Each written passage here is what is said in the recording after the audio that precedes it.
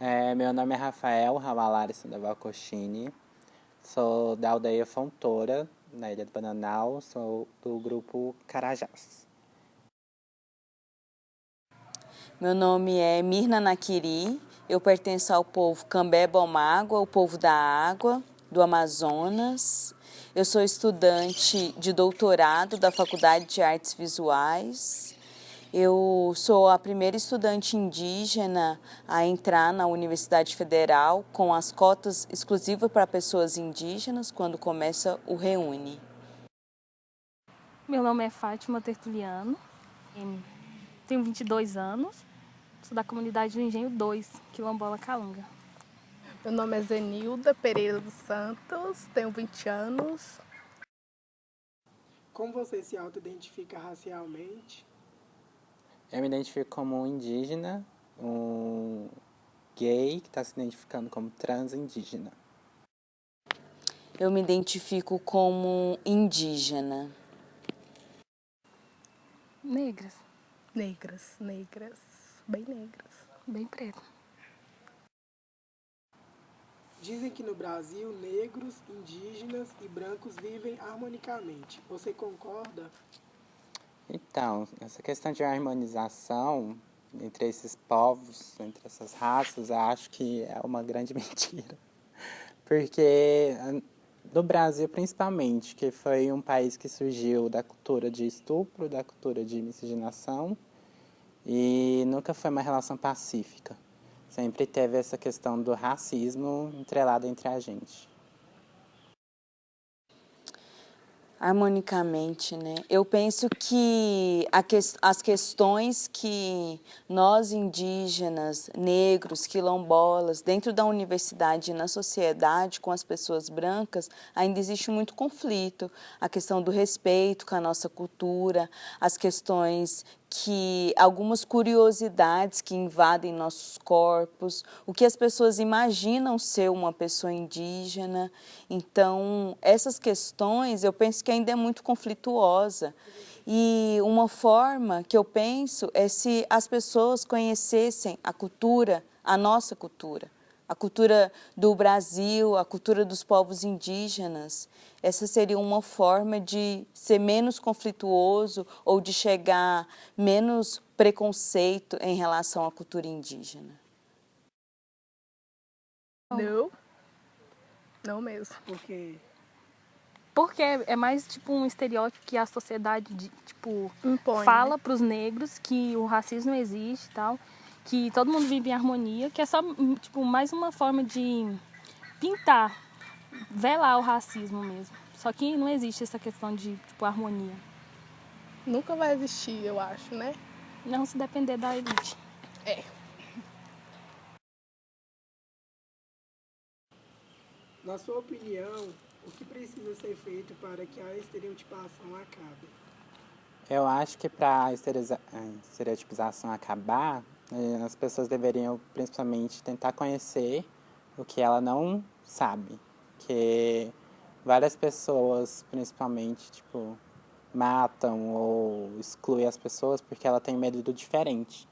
E aí, o que uma pessoa, às vezes, a gente tem uma visão e as pessoas deixam isso afetar e não faz questão de nos conhecer. Eu acho que isso, se as pessoas teriam a vontade de conhecer o próximo, com certeza não teria tantas mortes. Existem muitos estereótipos sobre o que é a cultura indígena, o que é uma pessoa indígena, né? A nossa identidade indígena de um povo, temos muitas questões específicas em relação à terra, à natureza. Então, eu percebo que uma das principais questões do preconceito em relação à nossa cultura é a falta de conhecimento, é a falta de conhecer a nossa cultura, a nossa história, que é a história do país, que é a história do Brasil, que a história desse país é a história dos povos indígenas. primeiro, respeitar, né, as pessoas, quando chegar uma pessoa em determinado lugar e tal, a gente não olhar como, tipo, nossa, chegou uma pessoa negra, chegou uma pessoa branca, chegou um gay, chegou uma lésbica, e, tipo, chegou um ser humano, pra gente olhar as pessoas como pessoas e não pelas características físicas dela. Por sua cor, por seu sexo, religião, independente. Eu acho que as pessoas também têm que aprender e aceitar que o mundo é grande e qualquer pessoa pode ser o que quiser, independente de cor, raça. E que existem, tipo, várias maneiras, várias pessoas, várias cores. Somos mistos. Você já vivenciou algum tipo de racismo ou já se sentiu oprimido em algum lugar pela sua cor, raça? Já, demais. Tipo, o preconceito tá aí, né, na nossa cara, dia a dia.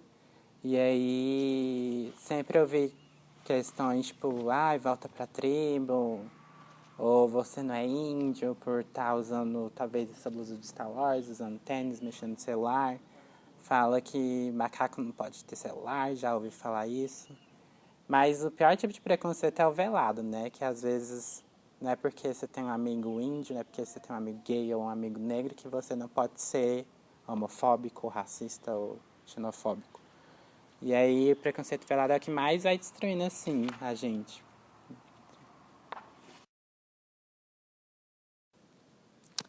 Às vezes as pessoas perguntam se eu sou índia de verdade, porque eu moro na cidade ou porque eu uso a tecnologia. Então, a minha identidade não está em questão se eu uso algum objeto ou faço algumas coisas que as pessoas consideram que não são indígenas. As pessoas indígenas, eu como outras mulheres e outras pessoas indígenas, podem utilizar a tecnologia, podem fazer outras coisas, viver na cidade, e isso não vai fazer com que a gente seja menos indígena. A nossa identidade, a nossa cultura é nossa, independente do que nós fazemos. Então, essas questões, como por exemplo, as pessoas perguntam, índio come gente? Índio anda pelado? Nós, povos indígenas, temos os nossos costumes, realizamos alguns rituais, temos as nossas questões culturais. Então, independente do que a gente use o telefone celular ou uma câmera, isso não faz da gente menos índio.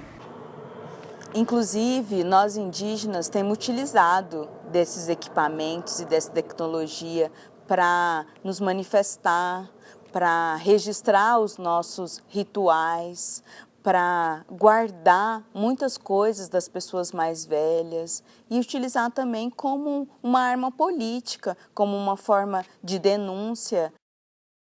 Isso eu sei muito bem explicar. Todos os dias, né? Eu, tipo assim, pelo menos pra mim, eu creio que a gente que é negro e ainda pelo fato de nascer em uma comunidade quilombola, a gente meio que já nasce com a espada e com... Ai, meu Deus. Forjado, assim, tipo, enficado em tudo. A gente já nasce com a espada na mão, pronto ali pra lutar. E é o que a gente aprende a lutar contra o racismo, porque todos os dias a gente percebe que as pessoas olham pra gente de uma maneira diferente, pelo fato da gente ser negro, e quando a gente toma, principalmente quando a gente toma um posicionamento. Porque eu acho que, tipo, a questão do preconceito a gente tem que se posicionar, não é meio que, não, a pessoa olhou diferente e tal, eu vou abaixar a cabeça. Tipo, quanto mais a gente abaixa a cabeça pro preconceito, mais ele monta na gente. Eu pensava que eu sofreria preconceito só fora e não dentro da escola. Porém, dentro da escola foi um dos lugares que eu sofri mais preconceito, ainda mais da professora. E, tipo, apanhava demais dela também. Isso porque a gente vem de uma comunidade quilombola e Nossos a gente pais morou, são os lavradores. a gente morou na cidade e 90% da população é negra e de quilombo. E ainda assim o preconceito é muito grande. Quando a gente passava na rua, a pessoa jogava pedra, xingava. Eu vi muitas vezes da minha professora falar pra mim que eu não seria ninguém na vida porque eu era preta e eu tinha que viver na roça igual meus pais. E eu tinha que crescer e trabalhar na casa dos outros, porque É isso por que causa uma mulher disso, negra faz.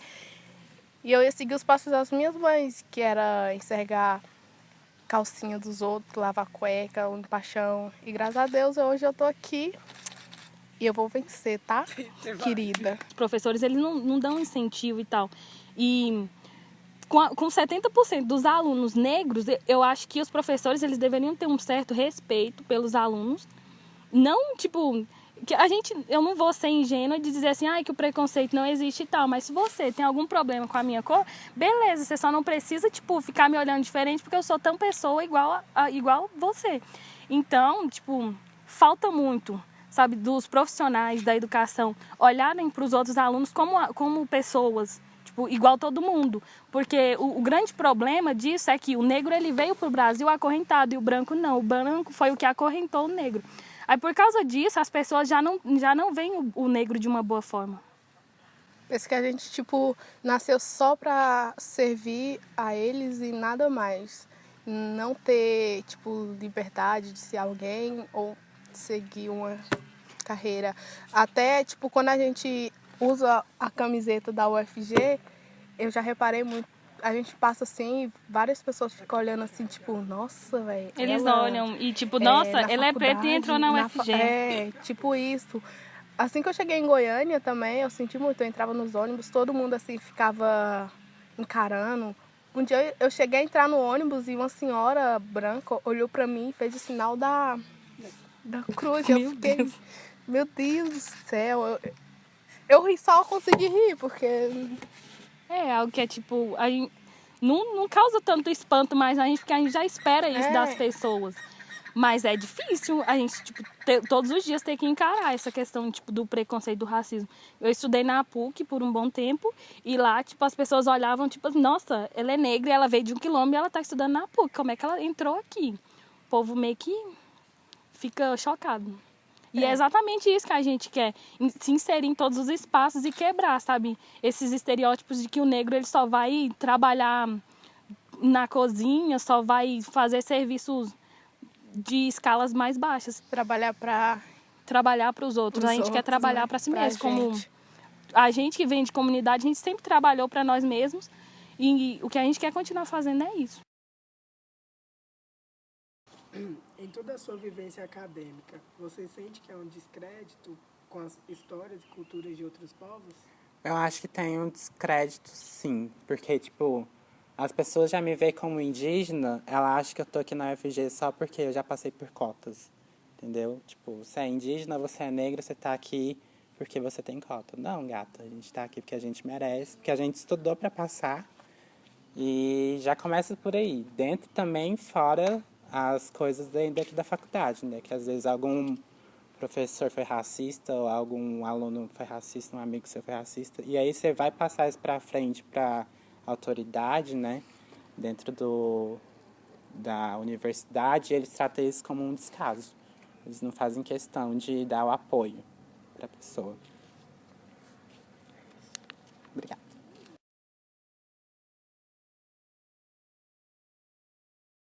Então, a questão da academia, eu tenho pensado muito sobre esse espaço que nós temos ocupado. Então, como estudante do doutorado, eu fico pensando muito sobre a nossa intelectualidade também, o nosso pensamento. Eu sempre me pergunto, todas as vezes que eu pego um plano de aula, eu me pergunto onde estão as autoras e os autores indígenas e quilombolas?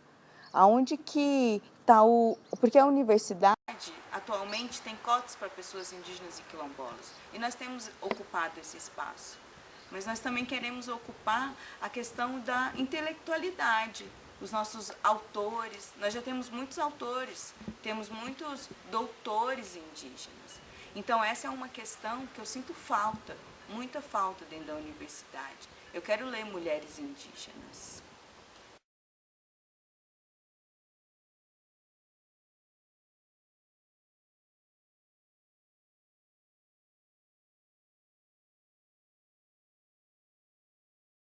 muito grande. Sim, o que eu percebi é que o quilombola, principalmente quilombola calunga, por ser bem mais perto aqui da UFG, a gente é visto mais como objeto de estudo. E estão sempre lá, a academia está sempre dentro da comunidade, fazendo pesquisas, e como se a gente fosse, nossa, um bichinho aqui, um rato de laboratório que precisa ser estudado. Como é que eles vivem, como é que eles sobreviveram. E não conta as histórias das nossas lutas, tudo que a gente passou para viver até agora, e ficam meio que usando a imagem negativa que a gente não tem para dizer que, olha, são coitados, eles precisam disso. Tipo, nos vitimizando, assim, tipo, aproveitando do que a gente é também. E às vezes eles nem falam tudo, né, que pegam ali o que os interessa. Líderes da comunidade conversam, os mais velhos assim, conversam sobre a cultura e tal, e aí vai lá e faz todo o seu trabalho.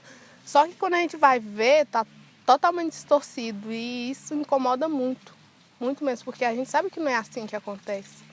A questão, tipo, por isso que a gente insiste tanto para os nossos jovens, para que a gente entre na academia e para que a gente faça a diferença. Porque a partir do momento que a gente está aqui dentro da UFG e nós mesmos estamos contando as nossas histórias, é diferente de alguém que não viveu, não sabe o que é a vida em comunidade, não tem vivência nenhuma com o povo calunga. Contar as histórias, porque eles não têm a vivência, eles não sabem realmente como aconteceu, eles vão contar a partir daquilo que foi descrito e que eles acham que é, e não do que realmente é. Tem até aquela escritora, né, que foi lá e na nossa comunidade primeira vez, escreveu um livro e falou, tipo, que a gente vive isolado, tipo... A Meire Baioc. Tipo, tratou a gente como se fosse animais, né, que viviam ali. Eles vivem isolados, não sei o quê, não sei o quê. Claro que a gente não vive isolado, não, como é que a gente ia se sustentar se a gente vivesse isolado ali? Sei, tipo, daria, mas a gente precisa de... A questão de isolamento é mais um isolamento social, porque o poder público ele não está interessado em meio que nos incluir na sociedade, porque o nosso povo ele foi obrigado a se retirar das cidades e tal por causa da escravidão, para fugir da escravidão. E como a gente meio que fugiu dessa escravidão, para a gente voltar para a cidade era muito difícil, porque os nossos antepassados tinham muito medo de ainda serem escravizados.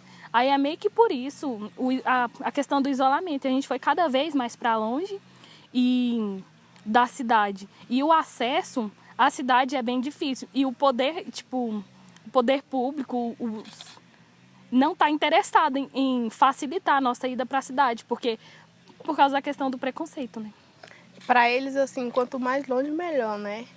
Mas, tipo, a gente nunca aceitou isso. Se a gente tem necessidade de ir na cidade, a gente vai na cidade, sim. A gente também é ser humano, igual a eles. Não é por causa da nossa cor, da nossa religião, que a gente vai deixar de ir lá e fazer o que a gente tem que fazer lá. Até porque os hospitais que dizem que é um hospital ficam na cidade, né? Então, se a gente estiver passando mal, a gente tem que ir na cidade. E, tipo, um caso que está acontecendo recentemente lá é que o pessoal da nossa comunidade não está sendo bem atendido no hospital da cidade por conta disso. E, tipo, isso machuca muito. Porque, assim, no começo do ano a gente perdeu a nossa tia e ela não foi bem atendida pelo médico de lá. Por falta de atendimento. Por ela ser, eu acho, por ela ser de uma comunidade e tal. E ele entrou, esse médico que não atendeu ela muito bem, entrou de férias e chegou outro médico. Nossa, esse médico... acho que se ele tivesse chegado antes, seria salvar a vida dela, porque ele percebeu que ela não estava mais em condições de estar ali, já deveria estar fora, né? Então, eu acho que a culpa foi um pouquinho do médico. Totalmente. Diga não ao racismo pela vida dos LGBTs indígenas. Diga não ao racismo pela vida das mulheres indígenas. O racismo ele existe e ele mata. Diga não ao racismo. Pretos e pretas, andem sempre de cabeça erguida, pois nós somos filhos descendentes de reis e rainhas. E diga não ao racismo, bebês.